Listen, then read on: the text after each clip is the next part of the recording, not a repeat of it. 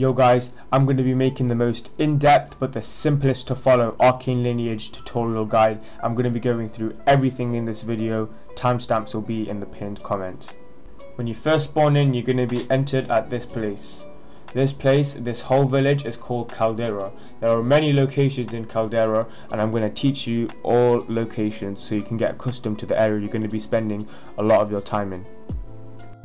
Going straight on towards the pub symbol, we have the Doctor. The Doctor is arguably one of the most important NPCs in the game, as they can heal you for free, or if you're on hard or legendary mode, they'll heal you for a fee of 50 cash. Next, the closest shop to us is the weapon shop. In the weapon shop, you can buy one of the 5 starter weapons. These weapons only cost 50 gold. Behind us we have the apothecary. In the apothecary you can sell drop items. You will be able to sell scrolls, blueprints and any drops you get from mobs. Next we have the potions. This is where you'll be able to make potions which can help you in game progress and also help you with getting your orderly or chaotic requirement. You can also dye your armor here for 25 cash, and this is one of the orderly and chaotic quests. The next thing we have to worry about is quests. The first quest you want to get at level 1 is by talking to this NPC and asking, can you help me out?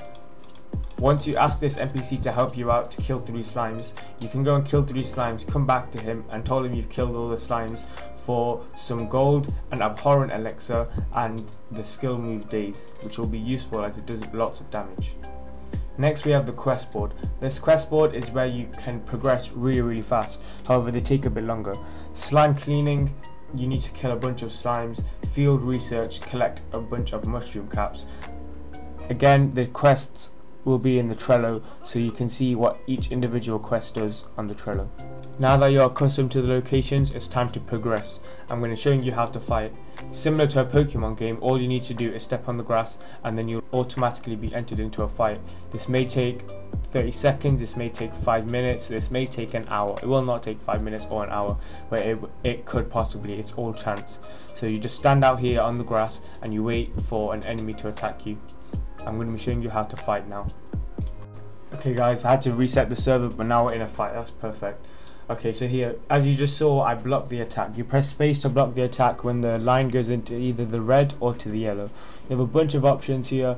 Meditate gives you more energy, guard blocks the next move, and item, if you've got any items in your inventory, you can use it.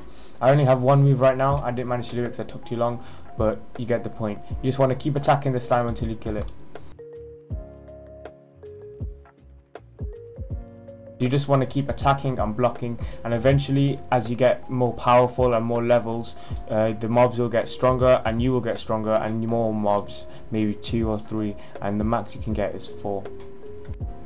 After you've killed your first mob, you should have some essence.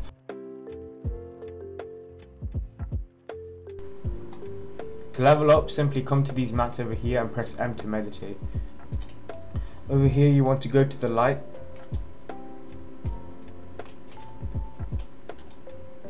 And in the brackets here you have the number 21. This 21 correlates to how many of this essence you have. The blue flame is called essence. So 21 essence, I can afford that. I'm going to buy that and level up. Now with stats, there's 5 different stats. Each one does a different thing, obviously.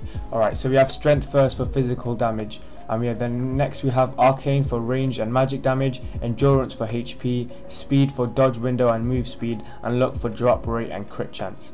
Each of these is good for a different build. Depending on your build, which you should decide early, you need to put stat points in accordance to that. However, if you haven't fully decided yet, you can always be safe and go with the HP, because with every build you have at least 10 endurance.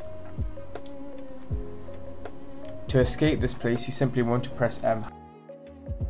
I'm going to show you the soul points. There are many ways to farm soul points in this game. I do live streams often, so if you would like to subscribe, and you can join the live streams when I'm live and I'm farming my soul points. To farm soul points, all you need to do is certain tasks which I'll put on the screen.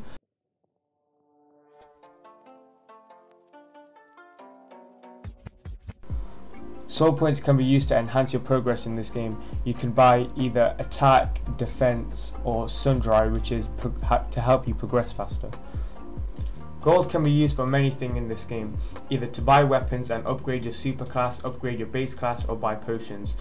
For now, you want to choose one of your 5 weapons. Each of these 5 weapons leads to 2 different other classes for now.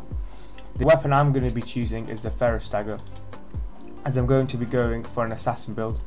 If you're confused on what build to get, I have a build tier list video which will be linked in the description. Every class is viable in the game except Berserker. Do not go Berserker. At level 5 you'll be able to buy your base class. Each base class for each weapon is different. The dagger base class, however, I'm going to go for, so I'll show you the location of that. You simply go backwards towards blacksmith and then go to the bottom left corner of the village. From here you can buy your base class, and once you buy your base class you can't change it. I can only afford to buy 2 moves. To buy all the base class moves it costs 200. To buy all the super class moves it costs 2000. Now once you've bought your base class, you need to decide what branch you want to go. Do you want to go orderly or do you want to go chaotic? In my case I want to go chaotic for the assassin build, so I'll be going through all the chaotic requirements. First thing you need to do is craft heartbreaking potions, which require 33 ever thistles and 11 cornerstools. You need to make 11 potions and drink them. After you've drank them, you need to buy this abhorrent elixir and give it to this man who wants a small health potion. That will give you some bad deeds, and drinking the potions will also give you bad deeds. The next quest you need to do is go to the deep root canopy right off the cliff.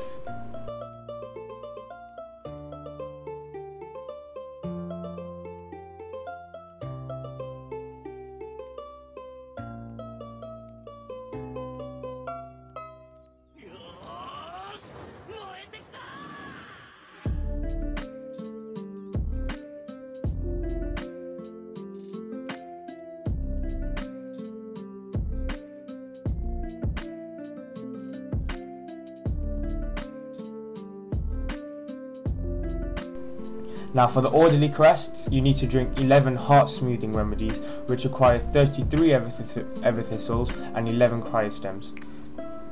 You also need to come and talk to this NPC, which requires you to deliver a package to the desert. You need to go speak to his friend, and then you'll be able to get some good deeds. Another thing that you can do for the orderly is to come and talk to this NPC and give him the small health potion instead of the abhorrent potion, and then after them 2 quests you should be done. So all it requires, if you do it properly, potions, then your 2 quests, and then your max chaotic, potions, 2 quests, and your max orderly, and you'll be able to buy your super class. In this game there are 3 subclasses. Each of the 3 subclasses have different abilities. There is Musician, which I currently have on this Necromancer account. Musician is to help support, it does buffs and debuffs. There's also Beastmaster. Beastmaster gives you more drops and is good for rogues and maybe assassins. And Alchemist is good for DPS, which is good for impalers and any other class if you're going for a DPS build. In this game there are also equipments. Earrings, rings and necklaces.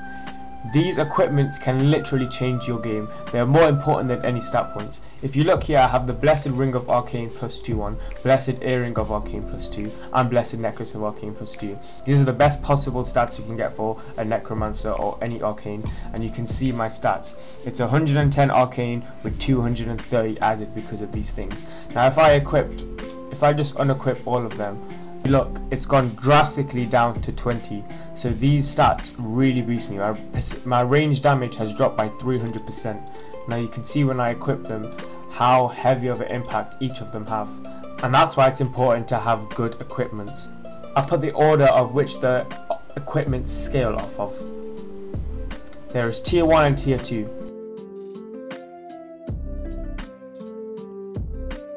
Many artifacts in this game, and when you equip an artifact you get 2 soul points. Here you can see I've got the Dark Sigil and I've got the Metro's Amulet. Each artifact does a different thing. I'm going to display on the screen right now what each one does.